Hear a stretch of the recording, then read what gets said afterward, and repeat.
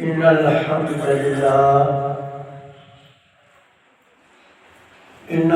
لله نحمده ونستعينه ونستغفره ونستهديه ونستنصره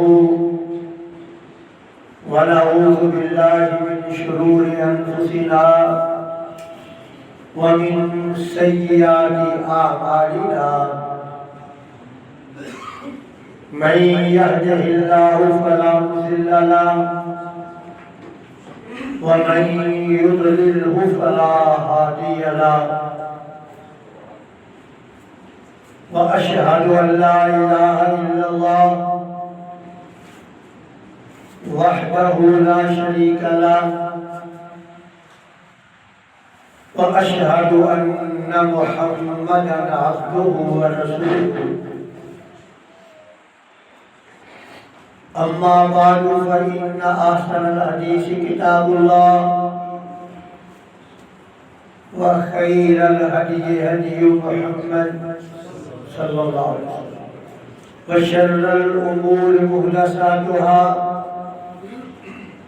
وكل محدثة بدعة وكل بدعة ضلالة وكل ضلالة في النار. اللهم صل على محمد وعلى آل محمد كما صليت على إبراهيم وعلى آل إبراهيم إنك حميد مجيد. اللهم بارك على محمد وعلى آل محمد كما باركت على إبراهيم وعلى آل إبراهيم إنك حميد مجيد. أعوذ بالله من الشيطان الرجيم. بسم الله الرحمن الرحيم. وما يستوي البحران هذا عذب فرات سائغ شرابه وهذا ملح أجاج ومن كل تأكلون لحما طريا وتستخرجون حلية تلبسونها وترى الفلك فيه مواخر لتبتغوا من فضله ولعلكم تشكرون. يولج الليل في النهار ويولج النهار في الليل وسخر الشمس والقمر كل يجري لأجل مسمى ذلكم الله ربكم له الملك والذين تدعون من دونه ما يملكون من قطمير. وما يستوي البحران نمکین اور میٹھا سمندر یہ برابر نہیں ہے. ھذا عذب فرات یہ میٹھا انتہائی شیریں ہے. سائغ شرابہ جو بڑی نرمی کے ساتھ پیا جا سکتا ہے، آسانی سے حلق سے اتر جاتا ہے. وَهَذَا مِلْحٌ أُجَاجٌ اور یہ نمکین کڑوا ہے. وَمِن كُلٍّ تَأْكُلُونَ لَحْمًا طَرِيًّا تم میٹھے سمندر سے بھی اور نمکین سمندر سے بھی تازہ گوشت کھاتے ہو. وَتَسْتَخْرِجُونَ حِلْيَةً تَلْبَسُونَهَا اور تم اس سے زیب و زینت کا سامان نکالتے ہو جو تم پہنتے ہو. وَتَرَى الْفُلْكَ فِيهِ مَوَاخِرَ اور آپ دیکھتے ہو کہ جہاز، کشتیاں سمندر کی موجوں کو چیرتی ہوئی آگے بڑھتی ہیں، لِتَبْتَغُوا مِنْ فَضْلِهِ، تاکہ تم اللہ کے فضل میں سے کچھ حاصل کر سکو، وَلَعَلَّكُمْ تَشْكُرُونَ، اور تاکہ تم رب ذوالجلال کا شکر ادا کرو۔ یولج اللیل فی النہار ویولج النہار فی اللیل، وہ رات کو دن میں مرج کر دیتا ہے اور دن کو رات میں مرج کر دیتا ہے۔ وَسَخَّرَ الشَّمْسَ وَالْقَمَرَ، اور اس نے انسانوں کی خدمت کے لیے سورج اور چاند کو فرما بردار بنا دیا ہے۔ كُلٌّ يَجْرِي لِأَجَلٍ مُّسَمًّى، اور ہر ایک اپنے وقت مقرر پر چلتا ہے۔ ذَلِكُمُ اللَّهُ رَبُّكُمْ، یہ ساری تخلیق تمہارے اس خالق کی ہے جو اللہ ہے، تمہارا رب ہے۔ لَهُ الْمُلْكُ، بادشاہت بھی اسی کی ہے۔ وَالَّذِينَ تَدْعُونَ مِن دُونِهِ، اور جن کو تم اللہ کے علاوہ پکارتے ہو، جن کے تم اللہ کے علاوہ نعرے لگاتے ہو، مَا يَمْلِكُونَ مِن قِطْمِيرٍ، وہ کھجور کی پتلی پر جو باریک سی سفید رنگ کی جھلی ہوتی ہے، وہ اس کو بنانے پر بھی قادر نہیں ہے۔ اس سے پہلی آیت میں رب ذوالجلال نے ان نشانیوں کا تذکرہ کیا تھا جو خود انسان کے اندر موجود ہے، جس کا مشاہدہ انسان آسانی سے کر سکتا ہے۔ اور ان آیات میں جو آیت تلاوت کی گئی ہے، ان میں آفاقی نشانیوں کا تذکرہ کیا گیا ہے، اور یہ اس سے بھی زیادہ آسان ہے، کیونکہ ہم صبح و شام ان نشانیوں کا مشاہدہ کرتے ہیں۔ رب ذوالجلال نے، آپ قرآن مجید پڑھ کر دیکھ لیں، ہر زاویے سے، ہر پہنائی سے، مثالوں کے ساتھ انسان کو یہ سمجھایا ہے کہ ان تمام چیزوں کا خالق و مالک اللہ ہے، اور جس نے ان کو پیدا کیا ہے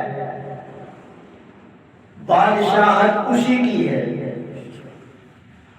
جو خالق و مالک ہے، جو بادشاہ ہے، وہی اس لائق ہے کہ اس کی عبادت کی جائے۔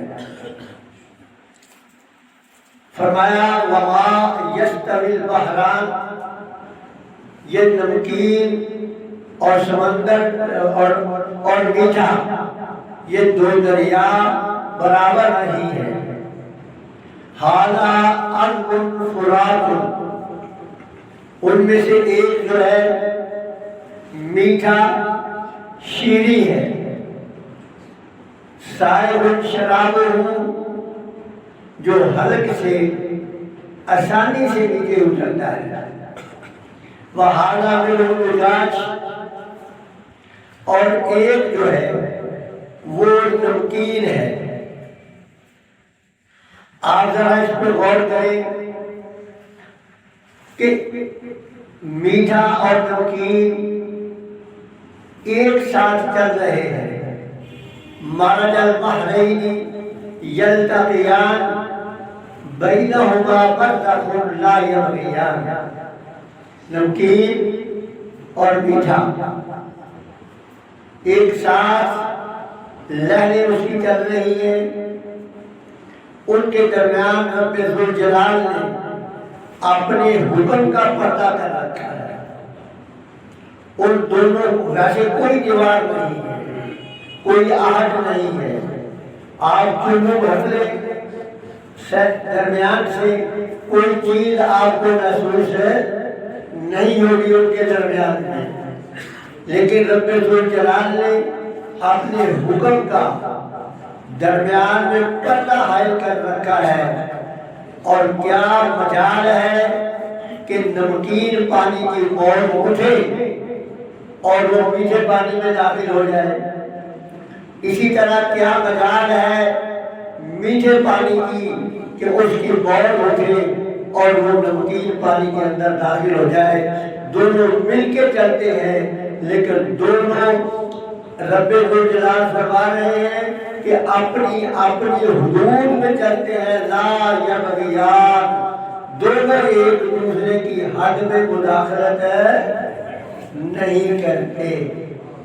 آپ اندازہ لگائیں کہ بے جان پانی یہ رب ذوالجلال کے حکم کا پابند ہے کہ ایک ساتھ چل رہا ہے لیکن ایک دوسرے کی حدود میں داخل نہیں ہو رہا۔ اور یہ انسان جو اشرف المخلوقات ہے، جسے رب ذوالجلال نے عقل سے نوازا ہے، شعور سے نوازا ہے، اس کی یہ حالت ہے کہ یہ اپنے بھائی کی حدود میں داخل ہونے کی ہر وقت کوشش میں رہتا ہے۔ کیا خیال ہے؟ دکانیں ہیں نا، پہلے باپ کی بڑی دکان تھی، اب دو بیٹے برابر کے ہو گئے، اب باندھنے کی باری آئی تو ہر ایک کی کوشش ہے کہ 2 انچ ادھر کو کھسک جائے۔ وہ کہتا ہے 2 انچ ادھر کو کھسک جائے۔ کامیاب ہو یا نہ ہو، اپنی کوشش میں کامیاب ہو یا نہ ہو یہ الگ بات ہے، لیکن یہ عقل و شعور کا پتلا کوشش کرتا ہے۔ مگر وہ دریا جن کو اللہ نے انسان جیسی عقل سمجھ بوجھ نہیں دی، وہ اللہ کے حکم کے اتنے پابند ہیں کہ نہ وہ اس کی حد میں مداخلت کرتا ہے اور نہ وہ اس کی حد میں مداخلت۔ اور میٹھے پانی کے بارے میں فرمایا سائب الشراب، وہ حلق سے آرام سے نیچے اترتا ہے۔ اور اگر کبھی وضو کرنا پڑ جائے نا، کسی ایسی جگہ پر چلے جائیں آپ اور آپ کو نہ پتا ہو کہ یہاں کا پانی نمکین ہے اور وہ آپ بے خیالی میں بڑا سا چلو بھر کے منہ میں ڈال لینا، تو حلق تو بہت دور کی بات ہے، وہ حلق سے پیچھے ہی بات آ جاتا ہے۔ تو رب ذوالجلال نے فرمایا کہ میرا کتنا احسان ہے تم پر، اور وہ مقام تو بہت دور ہے، میں اور آپ شاید اس کا مشاہدہ نہ کر پائیں، لیکن یہ زمین، یہ فیصل آباد شہر جہاں ہم رہ رہے ہیں، آپ نے مختلف جگہ جا کر دیکھ لیں، بورنگ کا پانی ہے، کسی جگہ پر اس کا ذائقہ کچھ ہے اور دوسری جگہ پر آپ مل جائیں تو اس کا ذائقہ کچھ ہے، کسی مقام پر انتہائی ٹھنڈا ہے اور کسی مقام پر جائیں تو ٹھنڈا نہیں ہے اسی زمین کے اندر۔ مجھے یاد ہے کہ جب ہم کلیہ دارالقرآن میں پڑھتے تھے تو دھوبی گھاٹ کے ساتھ جڑنے والا محلہ ہے، نام بھول گیا ہوں کیا اس کا، وہاں مسجد ایک بہت بڑی تھی۔ اس زمانے میں میرا خیال اشرف حمدانی تھے دیوبندیوں کے، یہ وہاں خطیب ہوا کرتے تھے، تو وہاں ایک ہینڈ پمپ لگا ہوا تھا، یعنی اس وقت پانی جو تھا نا، یہ 72 73 74 کی بات ہے، اس وقت پانی جو نا اوپر تھا، ہینڈ پمپوں کے لیے پانی جو تھا نا وہ نکلتا تھا، تو وہ پانی ہم لوگ یسر کے بعد چھٹی ہوتی تو ادھر چلے جاتے کھیلنے ویلنے کے لیے، تو واپسی میں جب آتے تو وہ اس ہینڈ پمپ کا پانی پی کر کے آتے، ٹھنڈا بھی ہوتا اور شیریں بھی ہوتا۔ اتفاق ایسا ہوا کہ وہ بورڈ بیٹھ گیا، اور ظاہر ہے کہ 1-2 فٹ کے فاصلے پر جو نیا بورڈ نکالا نا، اس پانی میں وہ ٹھنڈک اور مٹھاس نہیں تھی، صرف 1-2 فٹ کی فاصلہ تھا۔ تو یہ کیا ہے؟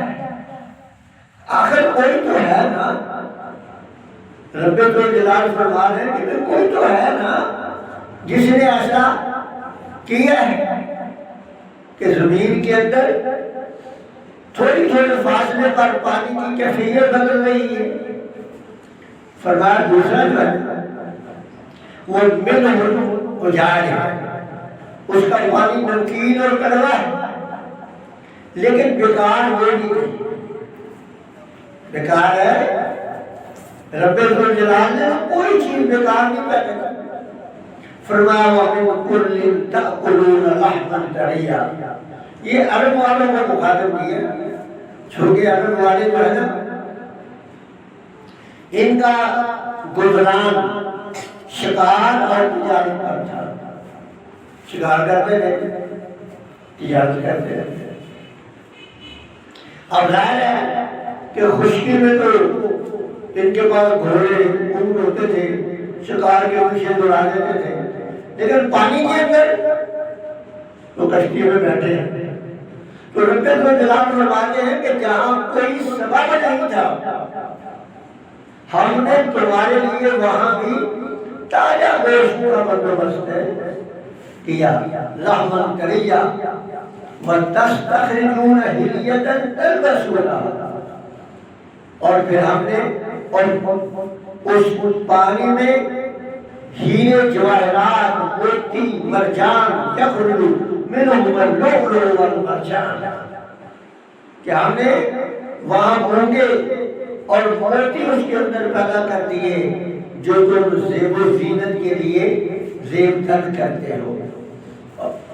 اچھا یہاں مردوں کا صیغہ بولا اللہ تعالیٰ نے، یعنی سونا اور چاندی، یہ سونا جو ہے، سونا اور ریشم، سونا اور ریشم زیب و زینت کے لیے مردوں کے لیے حرام ہے، لیکن ہیرے جواہرات جو ہے نا یہ مردوں کے لیے بھی جائز ہے۔ آپ جو ہے اس کے مجھے رکھ سکتے ہیں، آپ جو ہے اپنا جو ہے وہ قلم جو ہے لکھنے والا، اس کے اوپر اس کو آپ مزین بنا سکتے ہیں اس کے ساتھ۔ بعض مفسرین نے یہ لکھا ہے کہ یہ جو میٹھا پانی ہے نا، اس میں مچھلی اور ہیرے جواہرات کم ہیں بمقابلہ نمکین پانی، کہ نمکین پانی جو ہے نا اس میں ہیرے جواہرات اور مچھلی میٹھے پانی کے مقابلے میں زیادہ ہے۔ یعنی اگر ایک پانی جو ہے پینے کے لیے زیادہ استعمال ہو رہا ہے تو دوسرا پانی جو ہے وہ گوشت فراہم کرنے کے لیے اور زیب و زینت کے لیے جو ہے رب الجلال نے تیار کر رکھا ہے۔ پھر فرمایا وَتَرَى الْفُلْكَ مَوَاخِرَ فِيهِ لِتَبْتَغُوا مِنْ فَضْلِهِ، کہ تم کشتیوں پر، جہازوں پر سفر کرتے ہو، آگے سے موجیں بھی آ جاتی ہے، تو موجوں کو پھاڑتے ہوئے آگے نکل جاتے ہیں۔ یہ کون ہے جس نے سمندر کو تمہارے لیے مسخر کر دیا ہے؟ فرمایا یہ ہم نے اس لیے مسخر کیا ہے لِتَبْتَغُوا مِنْ فَضْلِهِ، تاکہ تم تجارت کے لیے نکلے ہو، معیشت کے لیے نکلے ہو تو اپنی معیشت بہتر کر سکو، اپنی تجارت کو بہتر کر سکو، اپنا روزگار جو ہے وہ پیدا کر سکو، اور جب یہ ساری چیزیں تم استعمال کر لو، مچھلی کھا لو، ہیرے جواہرات نکال لو، کامیابی سے تجارت کر لو، تو پھر تمہارا فرض بنتا ہے کہ جس مالک نے تم پر اتنے زیادہ احسان کر دیے ہیں اس کا شکر تو ادا کرو۔ فرمایا کہ یہ ساری چیزیں اس لیے تمہارے لیے مسخر کی ہے، تم سے ہم نے یہ مطالبہ نہیں کیا کہ ابھی ہمیں بدلہ دو، مچھلی کے بدلے مچھلی دو، نہیں، ہم نے تم سے بس یہی مطالبہ کیا ہے کہ تم جو ہے ہمارے سامنے عاجزی کا، انکساری کا اظہار کر دو، میرا شکر ادا کر دو، کہہ دو کہ مالک یہ جو کچھ بھی ہے یہ سب تیرا دیا ہوا ہے، یہ تیرا ہی احسان ہے۔ اس کے بعد دوسری آیت میں کچھ اور آفاقی نشانیاں بتائیں، فرمایا یولج اللیل فی النہار و یولج النہار فی اللیل، کہ رات کو دن میں مرد کر دیتا ہے، دن کو رات میں مرد کر دیتا ہے۔ آپ مشرق کی طرف دیکھتے ہیں، سورج مغرب میں غروب ہوا ہے، آپ مشرق کی طرف دیکھتے ہیں ہلکا سا اندھیرا ہوتا ہے، پھر آہستہ آہستہ وہ اندھیرا چھا جاتا ہے اور روشنی ختم ہو جاتی ہے۔ پھر ایک وقت ایسا آتا ہے کہ پھر مشرق کی طرف سے، یعنی اندھیرا بھی آتا ہے تو مشرق کی طرف سے، روشنی بھی آتی ہے تو مشرق کی طرف سے۔ پھر مشرق کی طرف آپ دیکھتے ہیں تو ایک لمبی سی لکیر ہے جو اوپر سے نیچے کو آ رہی ہے، جسے صبح کاجو کہتے ہیں، جو تہجد کا ٹائم ہے، تہجد کا وقت ہے۔ پھر تھوڑی دیر بعد وہ جو لکیر ہے وہ دائیں بائیں پھیلنا شروع ہو جاتی ہے، پھر اس کے ساتھ ہی روشنی آ جاتی ہے۔ اللہ اکبر۔ اور پھر یہ دیکھیں کہ یہ تغیر و تبدل دیکھیں کتنا ہے۔ کبھی رات 14-15 گھنٹے کی ہے اور دن جو ہے وہ 9-10 گھنٹے کا ہے، اور کبھی اس کے برعکس ہے۔ تو کون ہے یہ تبدیلی پیدا کر رہا؟ اللہ فرماتے ہیں کہ وَسَخَّرَ الشَّمْسَ وَالْقَمَرَ، کہ سورج اور چاند کو اس نے مسخر کیا ہے۔ اب یہاں جو سورج اور چاند کی عبادت کر رہے ہیں ان کو خبردار کیا کہ جو خود متی ہے، جو خود متی ہے، جو خود حکم کا پابند ہے، بھلا وہ خدا ہو سکتا ہے؟ چاند اور سورج تو خود پابند ہے۔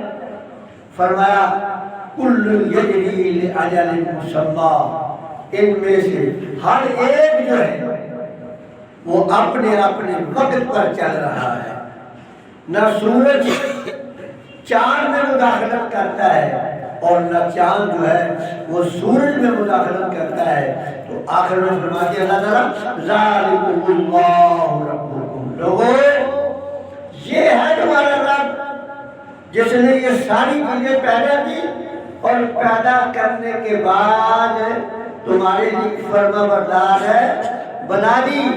فرمایا والذین تدعون من دونہ، اور جن کے نعرے تم اللہ کے علاوہ لگاتے ہو، کبھی کسی کا نعرہ، کبھی کسی کو یا فلاں مدد کر، یا دستگیر، یا فلاں مدد کر، جن سے تم مدد مانگتے ہو، اور میں تمہیں ان کی حقیقت بتا دوں۔ اللہ فرماتے ہیں ما یملکون من قطمیر۔ اب قطمیر کے لیے مفسرین کی 3 رائے ہیں۔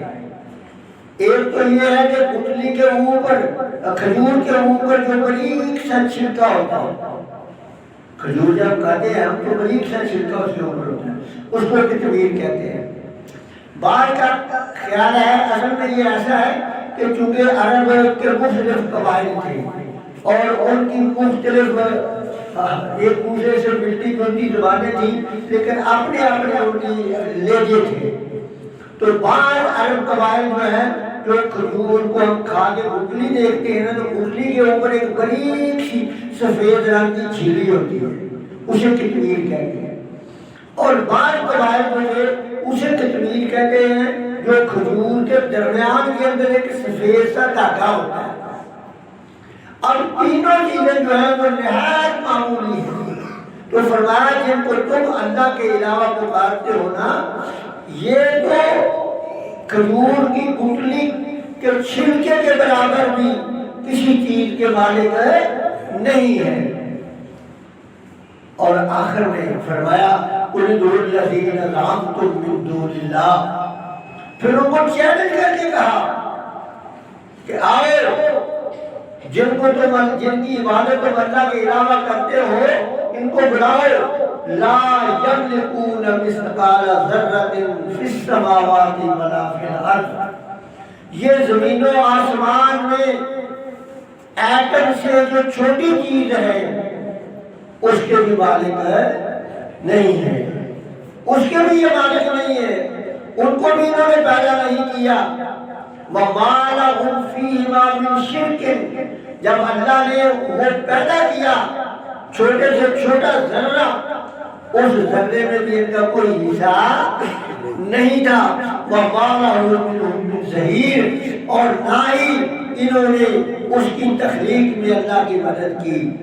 اللہ رب العزت سے دعا ہے کہ اللہ تعالیٰ عقیدہ توحید درست فرما دے، عقیدہ توحید جو ہے وہ سمجھنے کی توفیق عطا فرمائے۔ وآخر دعوانا الحمدللہ رب العالمین۔